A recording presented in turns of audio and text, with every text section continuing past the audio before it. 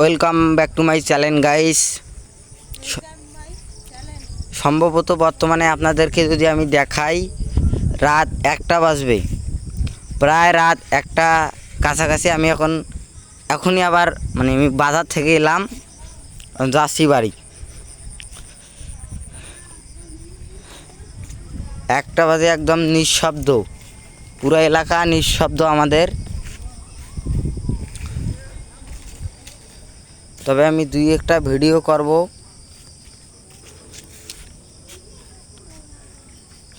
অন্ধকারে কিছুই দেখা যাচ্ছে না, আমার কাছে এই টর্চ লাইটটা আছে বলেই কিছু দেখা যাচ্ছে। এই সময় আপনাদেরকে আমি একটা জিনিস দেখাবো, আপনারা যদি ভালো করে লক্ষ্য করেন। স্টারদের টাইম আর কি গতকাল আমি আর কি ওই জায়গাটায় আপনাদেরকে আমি একটু লাইটের আলোটা দেখাই ভালো করে। খুবই অন্ধকার, প্রায় 1টা আর কি। ওই যে সাদা আর কি আলো, একটা সাদা কালারের, ওই সাদা কালারের আলোর আশেপাশে আমি একটা প্রায় বিরাট বড় সাপ দেখেছি। সাপটির নাম যদিও আমরা বাংলায় বলে থাকি আর কি ঢোরা। তারা তত বেশি ক্ষতি করে না, তবু কামড়ালে জায়গাটা একটু চিনচিন অথবা ব্যথা করে, বিভিন্ন রকম জ্বালা পোড়া। তা আমি এই বিষয়ে কিছু আর কি মন্তব্য কিছু পরামর্শ দিব।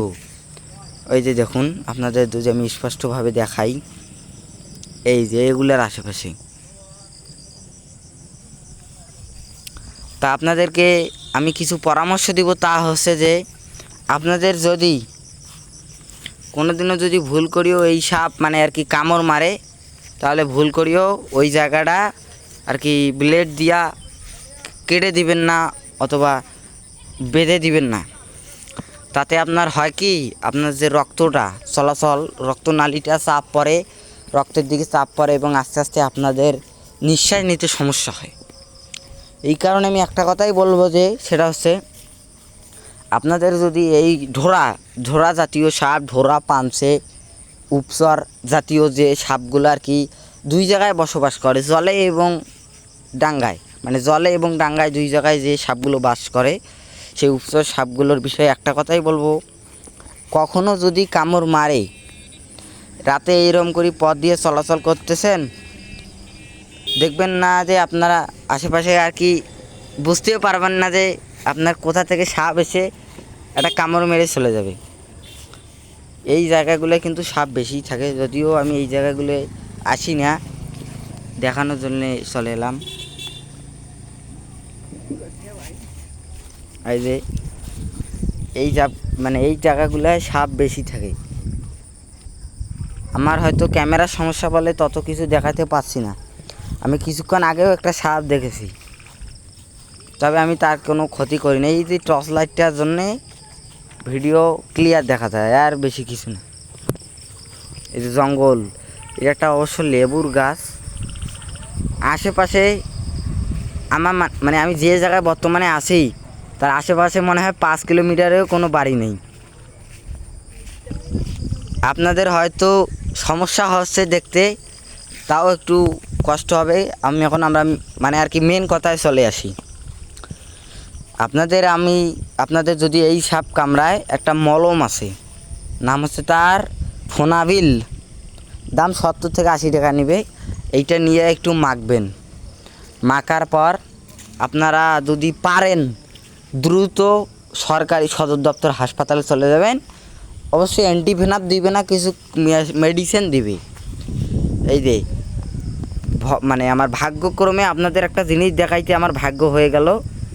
এই জায়গায় পোকামাকড়ের অভাব নাই। এই যে দেখুন, ভাগ্যক্রমে একটা দেখুন ব্যাঙের সাথে দেখা হলো। আরও কত প্রাণীর সাথে দেখা হবে তা আমি নিশ্চিতভাবে বলতে পারবো না, তবে যথাযথ চেষ্টা করব আপনাদেরকে আমি ভালোভাবে দেখাইতে। দেখুন, আর আশেপাশে আমার মনে হয় 5 কিলোমিটারেও কোনো বাড়ি ঘর নেই। তবে দেখুন, ভাগ্যক্রমে এই যে ব্যাঙের সাথে দেখা হয়ে গেল।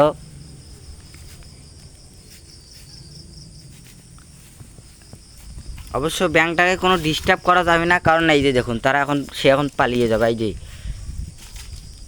থাক, সে তার জায়গা সে থাক, আমি তাকে আর ডিস্টার্ব করবো না। হয়তো ভিডিওটা বড় হয়ে যাচ্ছে।